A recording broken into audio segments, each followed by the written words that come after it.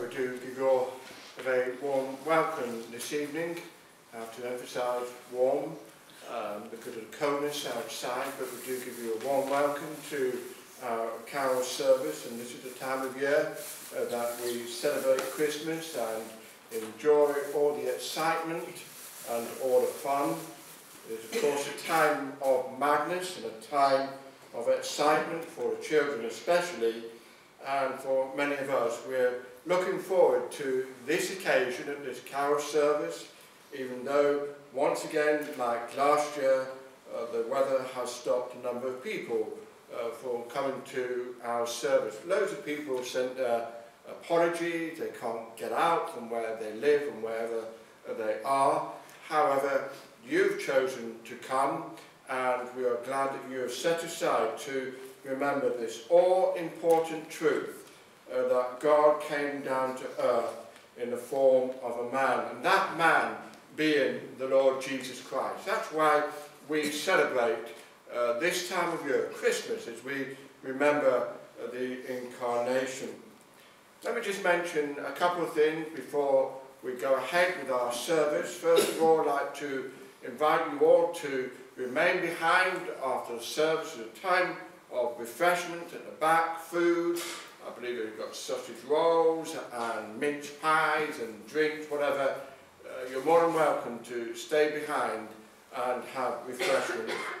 On Tuesday, now we've got some of the invitation, but we've got the Canterbury Brass Band coming over on Tuesday at 7:30. Remember last year they came and we had a great evening, and once again I would encourage you to come along on Tuesdays. We have the Canterbury Brass Band, and we sing more carols, and perhaps who knows, there might be more mince pies and sausage rolls after the service.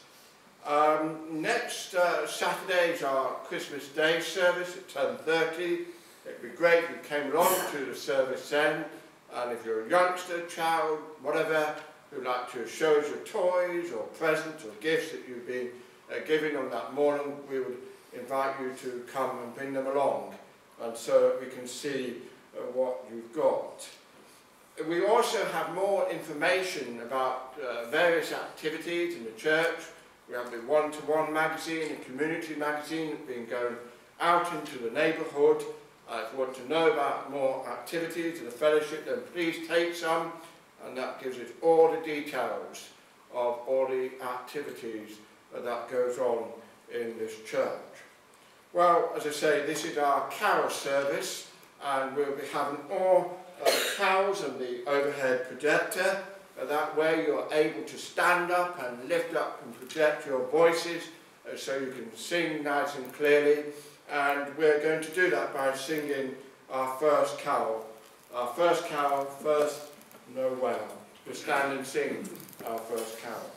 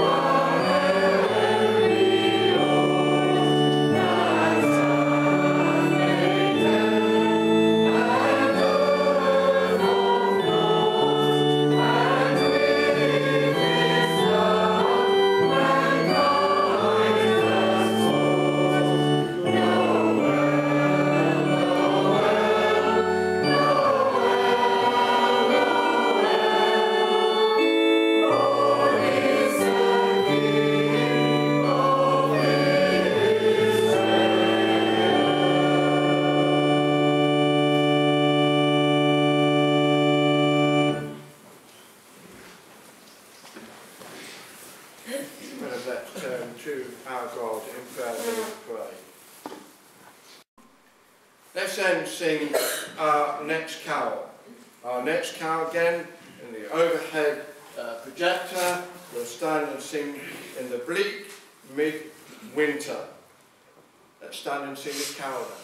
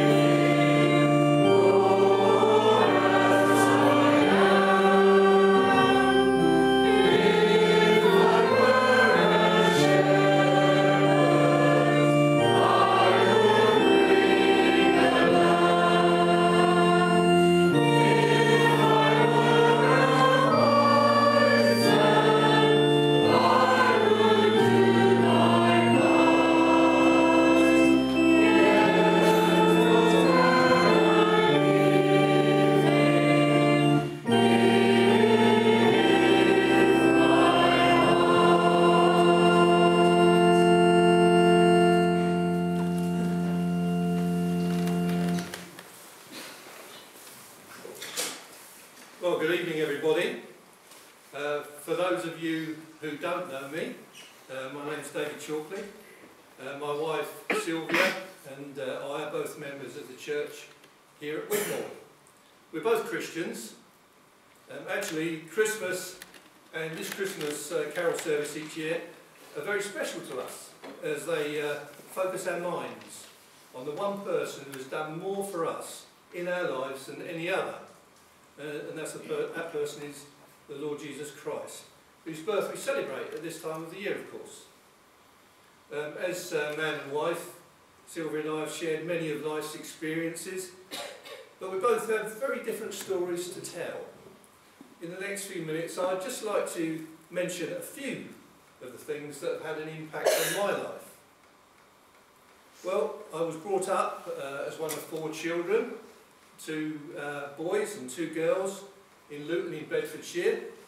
Not the Luton just down the road, but in Bedfordshire, the town of the straw hat industry, Vauxhall Motors, and of course Luton Town Football Club.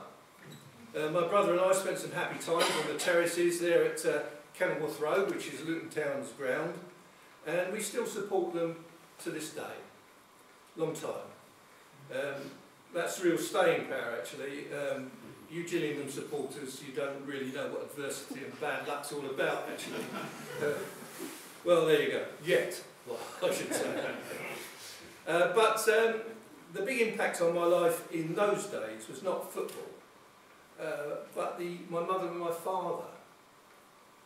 I can thank God for my mum and dad, who are both lovely Christian people. They did their best to teach us kids the right way to live, and they took us to church and they sent us to Sunday school. Like many lads though, I wasn't keen on all this religious stuff. It all seemed a bit boring, and I preferred to be out with my mates, meeting up with the girls, having a few drinks, and generally doing my own thing. And at 18 years of age, I was married. And shortly after that, my first daughter, Debbie, arrived, followed by Amanda, and then my son, Darren.